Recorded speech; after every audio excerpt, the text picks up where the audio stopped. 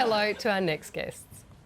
Doctor Who's come a long way since its debut 51 years ago. Bye-bye cheap effects and rubber monsters. Hello, critically acclaimed phenomenon.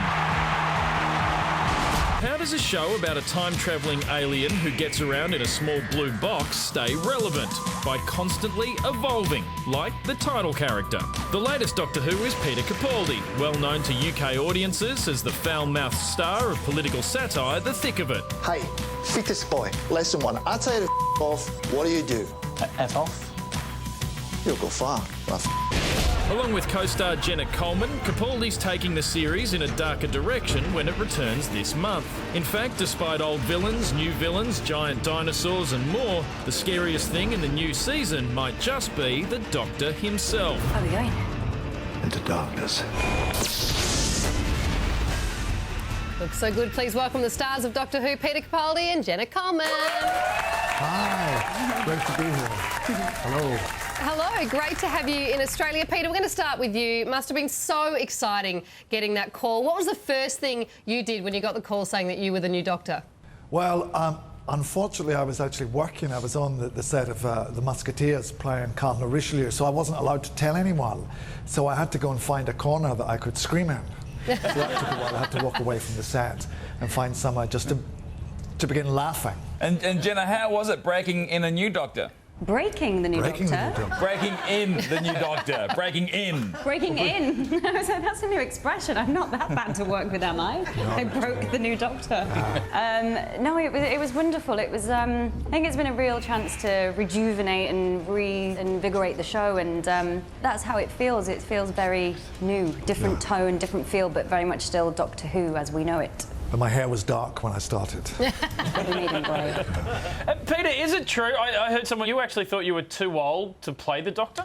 Well, I didn't think that I was too old for the role. I just never really considered that I would be getting the role. I mean, I'm a great fan of Doctor Who, and I love Matt Smith's Doctor and David's and Chris's and everybody. I just, loved watching the show, loved watching it all unfold. I was curious as to who they were going to get when Matt announced he was leaving, but it never occurred to me that it would be me.